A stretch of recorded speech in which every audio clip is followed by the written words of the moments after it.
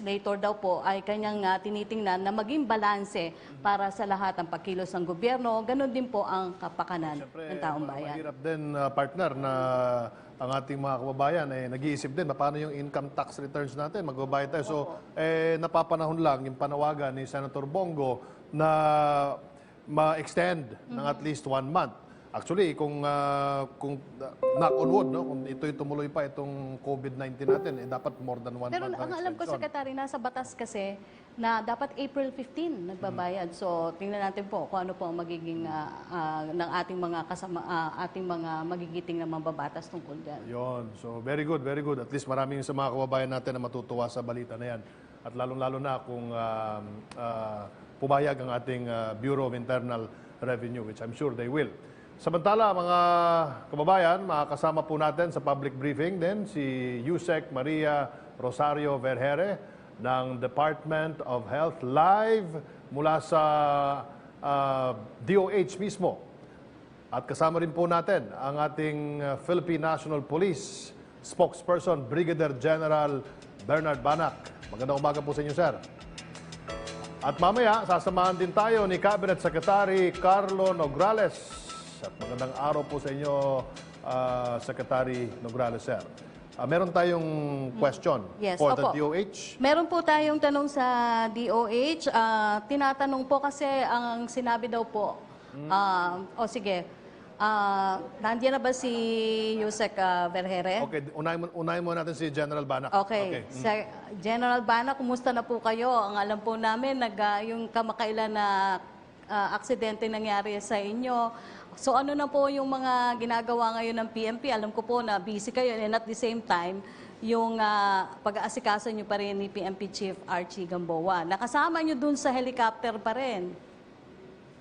Maraming salamat, Yusek Rocky, at inabati ko rin si Secretary Martin at Secretary William kasama natin ngayon. At salamat sa lahat ng inyong mga panalangin at suporta at lahat po ay nagre-recover. At mayroon pa tayong kasama na nagpapagaling pa rin sa hospital. Kaya patuloy pa rin po natin silang ipanalangin. Sila po yung mga nakasama namin during the helicopter crash noong March 5. At ngayon nga po ay umarangkada ang ating second day of implementation ng ating enhanced community quarantine. Hindi lamang dito sa Kalakang, Maynila, kundi sa buong kapuluan ng Luzon. At nagkaroon na tayo ng mga adjustments ngayon na Yusek Rocky at nakita natin na base sa ating pag-iikot ngayong umaga ay nagkaroon na talaga ng significant reduction ng paggalaw ng ating publiko. At yung bilang ng mga sasakyan, mga pribadong sasakyan ay umunti na rin.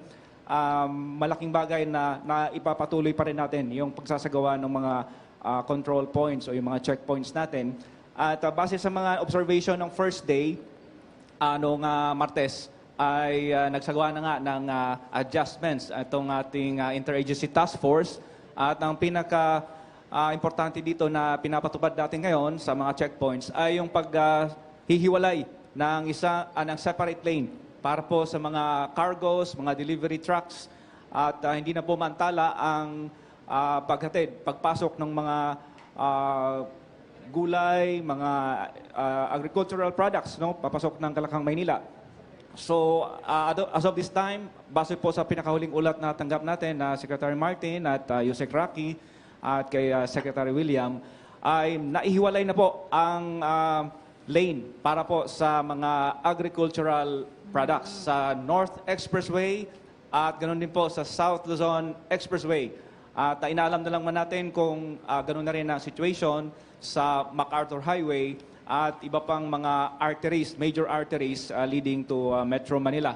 So yun po ang may bibigay natin na assurance na bibilis po ang daloy ng trapiko, maging lahat ng mga pedestrians na pumapasok ngayon sa Kalakang, Maynila at yung mga lumalabas.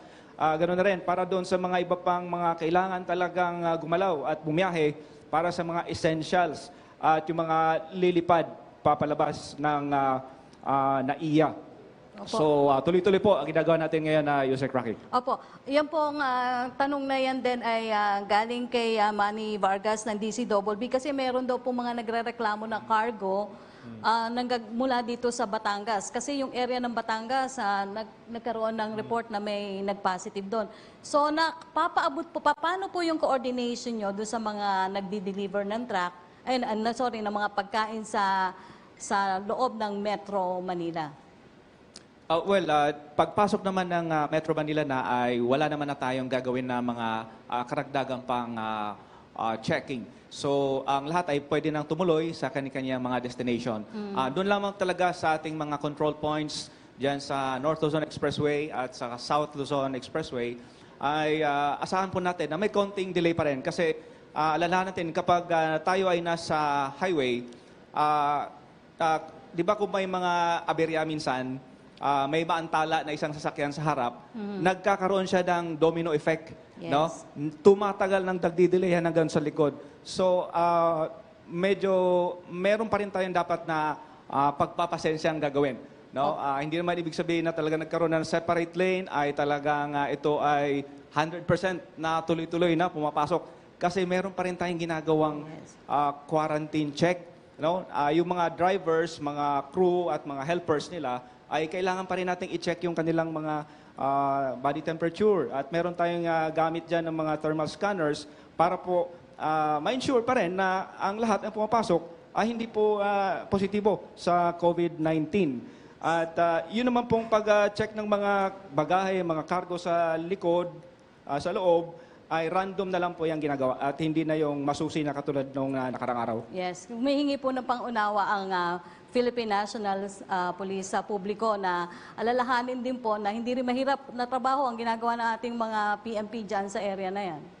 Opo, at yun nga, humingi tayo ng pasensya at paumanhin at lalo na ay tayo po ay napagbubuntunan ng galit ng publiko. Yung mga pulis po natin ay nagiging shock absorber. So, okay lang po. Tanggap naman natin na gano'n. Kampanan pa rin natin na ating trabaho. Alang-alang po sa public health. Okay, babalikan po natin si General Banak maya-maya lamang sa puntong ito. Puntahan naman natin ang ating kasamang si Alan Francisco, live mula po sa San Mateo, Rizal.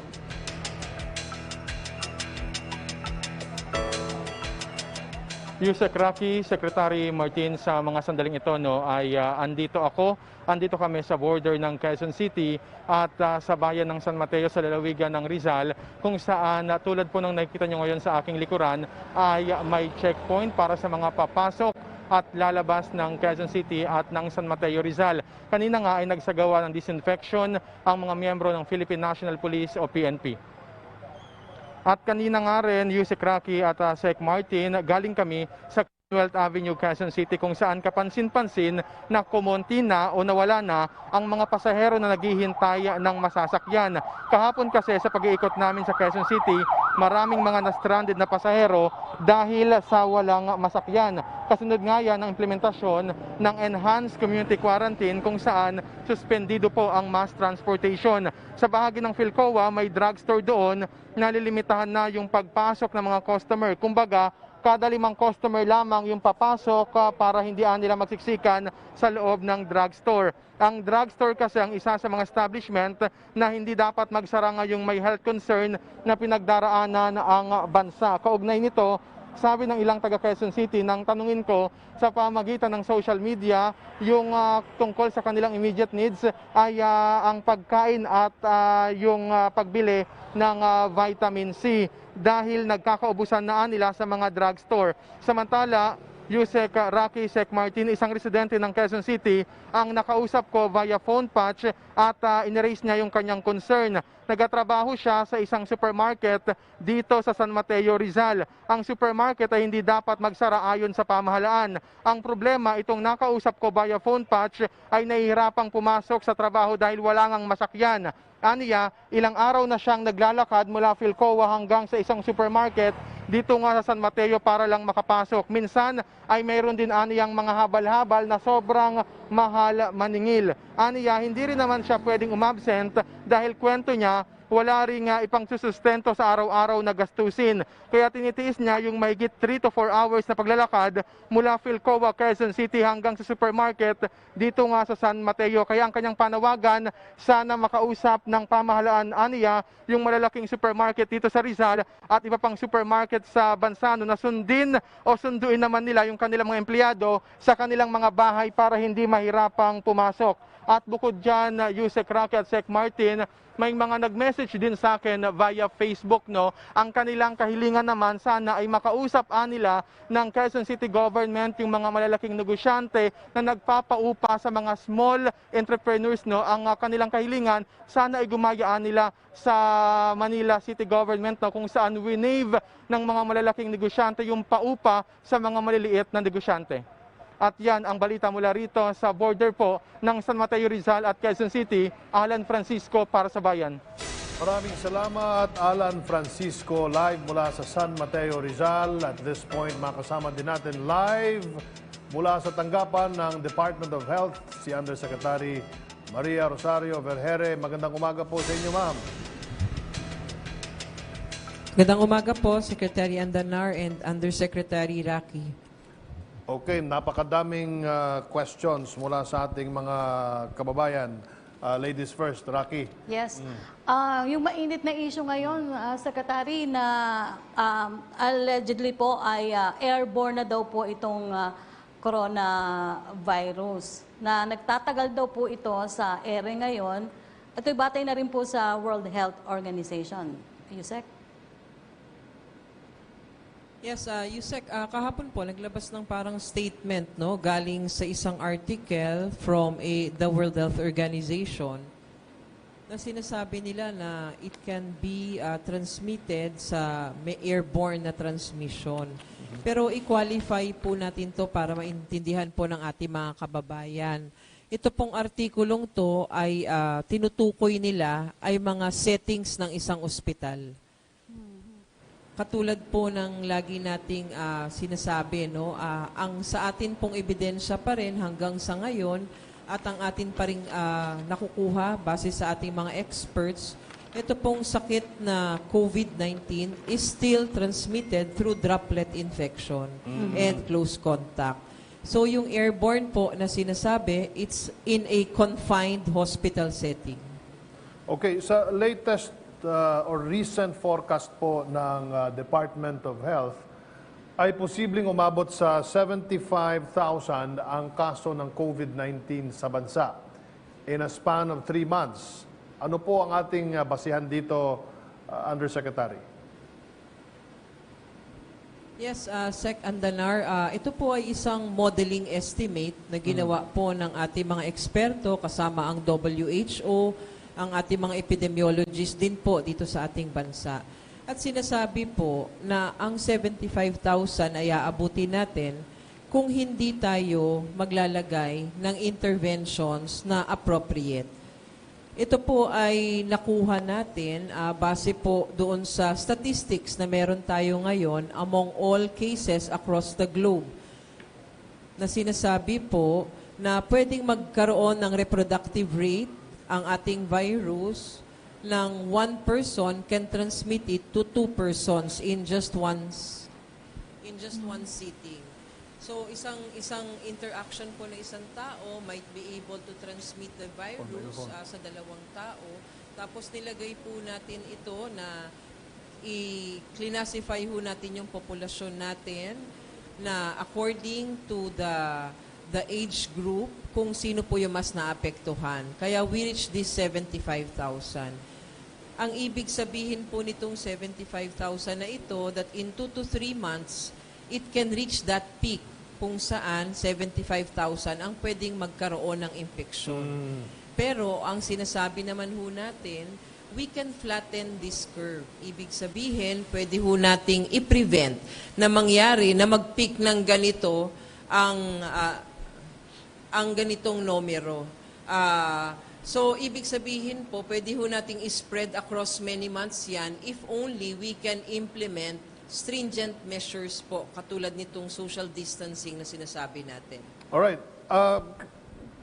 Meron po tayong bulletin na galing po sa DOH kahapon na may mga naka-recover. May bagong naka-recover sa sakit na COVID-19. So, can you tell us more about this, Undersecretary Vergere, ma'am?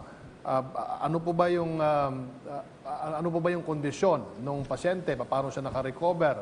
Meron na ba kayong maibigay sa publiko na impormasyon kung pare-parehas ba yung mga gamot na ininom ng mga biktima na naka-recover? Yes, sir.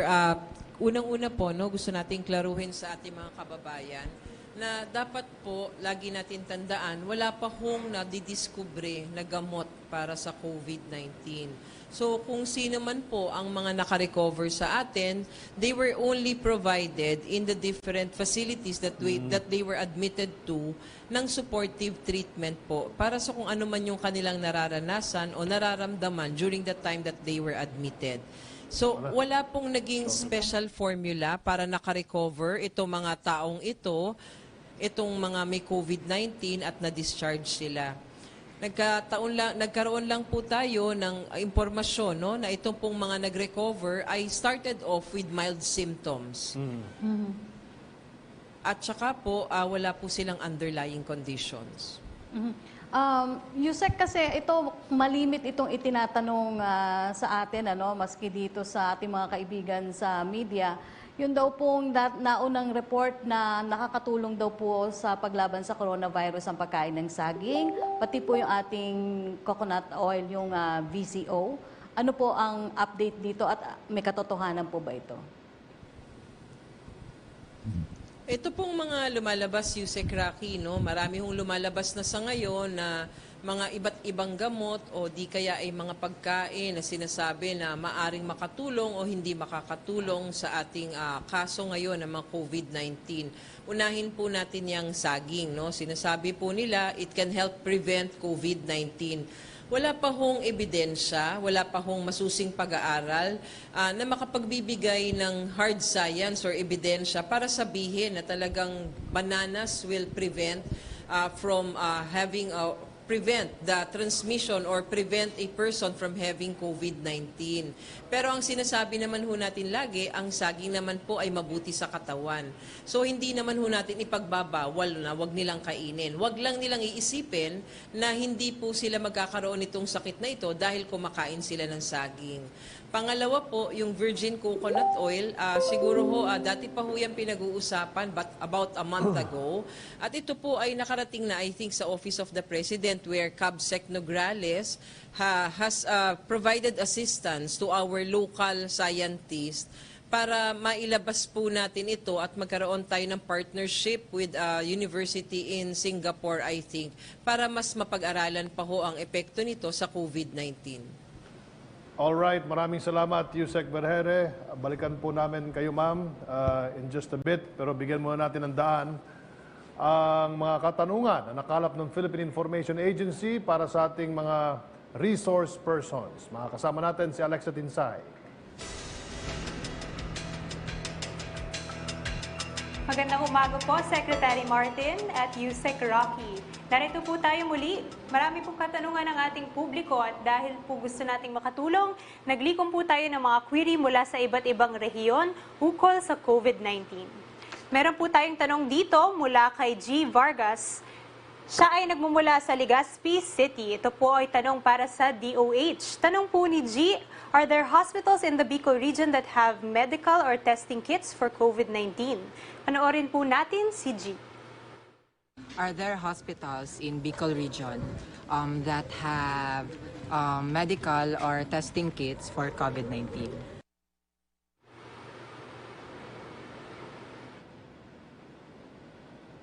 Bigyan po natin ng tugon ang tanong po ni G. Vargas.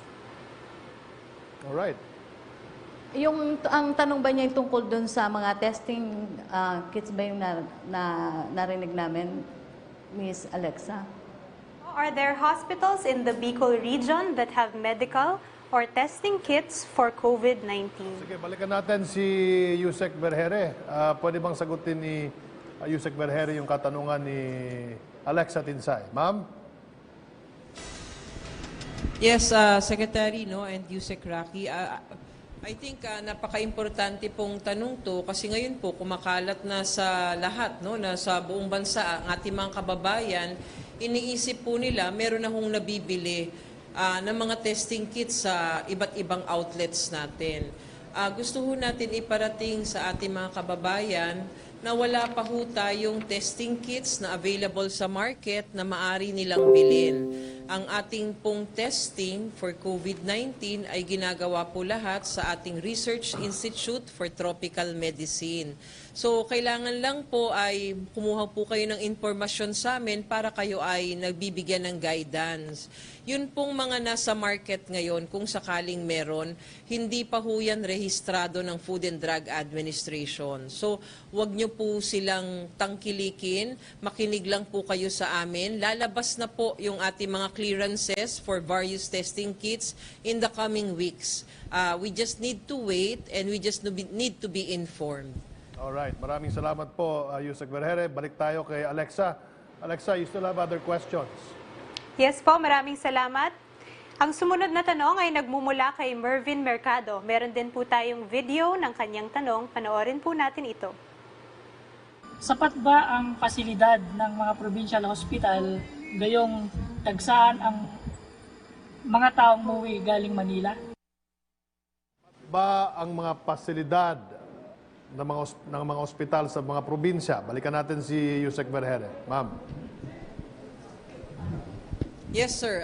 Klaruhin po natin, no? Hindi po lahat na magkakaroon ng COVID-19 ay mauospital. Unang-una na po yun. Let's be clear on that. Meron ho tayong assessment na ginagawa. It's like triaging kung sino lang po ang dapat mauospital para sa COVID-19 na mga kaso.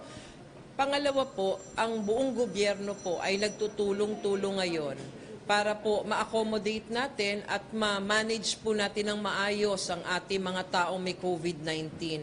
So hindi lang ho natin binibilang ngayon ang provincial hospitals, binibilang ho natin lahat ng gobyernong ospital para mamapa natin kung ano po ang inventory ng ating resources.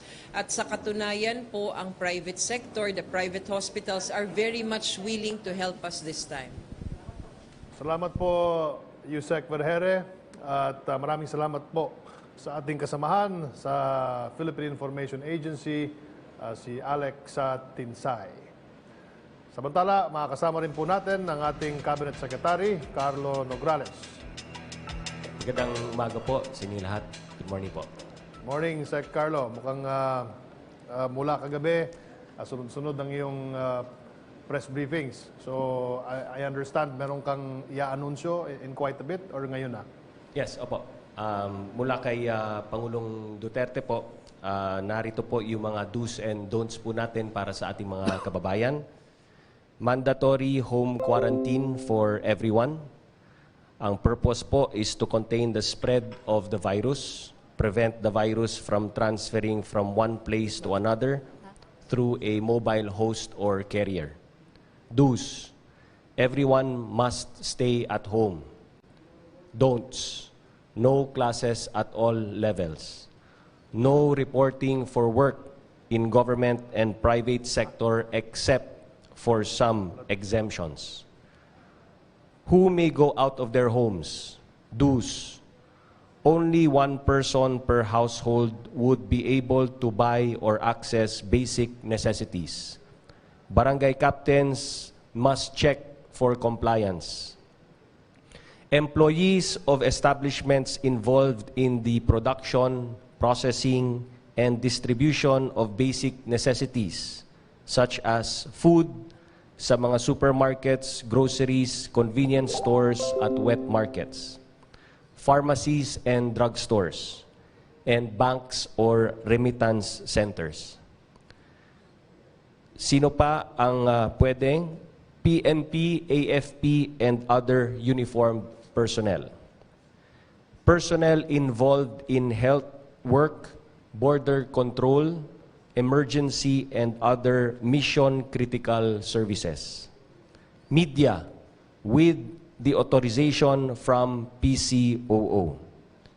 Paalala lang po, always bring and present the following at designated checkpoints: identification card, proof of residence, certificate of employment, delivery receipt for those transporting goods to and from the quarantine area, and authorizations or certifications. Don'ts.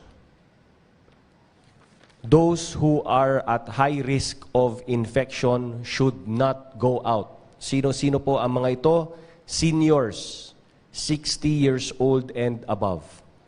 Those with pre-existing medical condition like cardiovascular disease, hypertension, diabetes, COPD, cancer, and others. At lalong-lalo na po, pregnant women. Do not ask non-exempted individuals to accompany you to your workplace. Do not loiter. Do not intimidate or resist persons in authority. Always remain calm and respectful. What other establishments are open? Do's. All basic utilities should continue to operate. Water, electricity, internet, telecommunications. Other critical services should remain open. Garbage collection, funeral, and interment services, gasoline stations. Capital markets to open today, March 18. And business process outsourcing, BPO, IT, and export-oriented establishments as long as they are provided temporary housing, shelter by their companies. Don'ts. Casinos, gambling places, including pogos, closed po yan. Hotels, closed din po. Hotels shall not accept any new bookings. Regarding mass public transportation, dues, LGUs and employers should provide point-to-point transportation for people authorized to report for work, specifically health workers. Transportation from the airport may be provided by the DOTR or OWA para sa ating mga kababayan OFWs. Walking or biking is allowed. Don'ts. All public transportation are not allowed to operate, such as tricycles, pedicabs, taxis, Grab, jeepneys, buses, including MRT and LRT. Para naman sa flow of goods, dues, movement of cargo via air, land, and sea shall be unhampered. Don'ts. Cargo trucks and vans should not be blocked from entering the ports, expressways, or highways. Para sa mga empleyado sa pribadong sektor, dues, employers are encouraged to adopt a work arrangement that will not require physically reporting for work. Employers should extend financial help or assistance to their employees, may grant prorated 13th month pay. DOLE and DSWD will provide social amelioration packages for those affected by the work stoppage. Don'ts. Unless the company is engaged in basic necessities or services, employers should not require their employees to report for work. Employers should not terminate their employees by reason only of not reporting for work because of the COVID-19 situation. Para naman sa mga empleyado na nasa government sector, dues, employees in the executive branch should work from home, except those rendering emergency frontline services. Those authorized to work should maintain only a skeletal force. Don'ts, no travels, no events, no trainings will be allowed. Para naman sa travel in and out of the Philippines, do's, Filipinos abroad can return to the Philippines anytime, including their foreign spouse and children. Other permanent residents of the Philippines may also return. All returning Filipinos and permanent residents from China, Hong Kong, and Macau shall be subjected to a 14-day quarantine in a quarantine facility. All other returning Filipinos and permanent residents arriving in Luzon shall comply with mandatory home quarantine. Don'ts. Filipinos who will go out as tourists to any destination shall not be allowed to leave the country. Don'ts. No send-off party will be allowed to accompany departing passengers. And last na lang po sa do's, OFWs, balikbayans, and foreign nationals will be allowed to leave the Philippines at any time as long as their departure is 24 hours from the time they leave their homes or hotels. Mga kababayan, kung magkanya-kanya po tayo, di tayo magtatagumpay. Ika nga ni Pangulong Duterte, together we can beat COVID-19. Together we heal as one. Maraming salamat po. Secretary, meron kaagad pong nagtanong dahil sa binasa ninyo. Meron daw po kasi mga private companies na may policy daw po na ipinalabas na hindi daw po i-charge yung kanilang pag-stay home sa mga leave. Parang i-consider daw po silang absent. Mihingi po sila ng guidance at tulong sa government. Opo, kung may ganyan pong mga reklamo, paki-relay na lang po sa Department of Labor and Employment. Kagabi po, nakasama ko po si Secretary Bello sa mga announcements na binigay po namin kagabi. At bukas po ang tanggapan ng DOLE para tanggapin po ang mga reklamo ng ating mga empleyado. Palagay ko naman po sa ngayon, no, not to defend anybody, but sa ngayon, syempre, lahat po tayo ay both employers and employees ay nag-adjust po sa sitwasyon ngayon. So, clarifications lamang po siguro ang kinakailangan natin gawin, maging sa empleyado, maging sa mga employers po natin. So, bukas po ang tanggapan ng DOLE para magbigay po ng mga clarifications para po sa inyo. Yun daw pong online classes kung isususpend din ng... Ay, hindi po. Online is fine. Wala namang problema sa online. Salamat, Secretary. Samantala, silipin na rin natin ang mga kaganapan ngayon sa Davao kasama si Jay Lagan. Jay?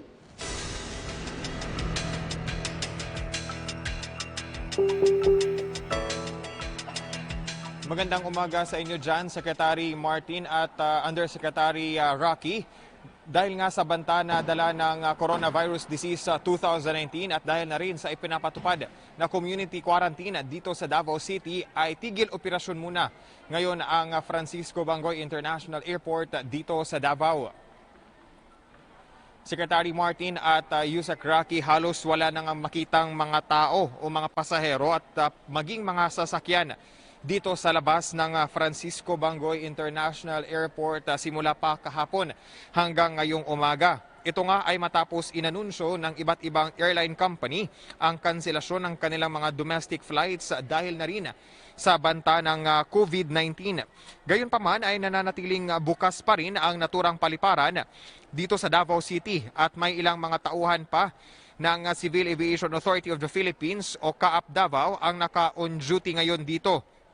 Yung iba sa kanila ay nakatoka ngayon sa paglilinis ng iba't ibang bahagi ng Davao International Airport. Samantala ay bukas pa rin naman ngayon ang mga check-in counters ng iba't ibang mga airline companies upang asikasuhin yung refund at rebooking ng tickets ng mga pasahero na naapektuhan ng temporary suspension ng operasyon ng mga airline companies.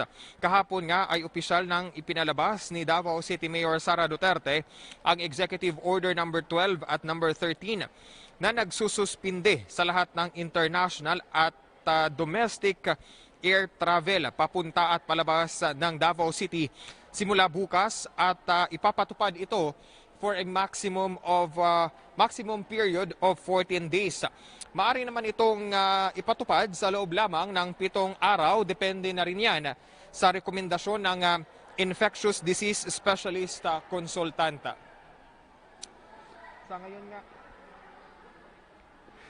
Sa ngayon nga, Secretary Martin at Yusek Rocky, nandito pa rin tayo sa loob ng Francisco Bangoy International Airport sa Davao City kung saan patuloy pa rin yung pagdating ng mga pasahero dito na naapektuhan yung kanilang mga flight upang iparebook nga at iparefund yung mga tickets nila. At may nakuha rin tayong impormasyon na may eroplano pa na papapasukin dito sa Davao International Airport. Ito yung flight ng Silk Air mula sa Singapore papunta dito sa Davao na may flight number na MI562. At inaasahang darating ang naturang flight mamayang alas 5 ng hapon. At agad naman itong aalis mamayang gabi pabalik nga doon sa Singapore. Kaya naman yung mga may international flight ay nakaantabay ngayon dito sa loob nga ng nasabing paliparan. At inaasikaso nila kung papayagan silang makasakay sa naturang airline company palabas nga dito sa Davao City at upang hindi sila maabutan ng temporary suspension ng lahat ng mga flights papunta at papasok dito sa Davao International Airport. Yan muna ang latest mula dito sa Davao City. Jay Lagang para sa Bayan. Maraming salamat, Jay. Samantala, makibalita tayo mula sa lungsod ng Makati. Kasama si Ryan Lesiges. Ryan.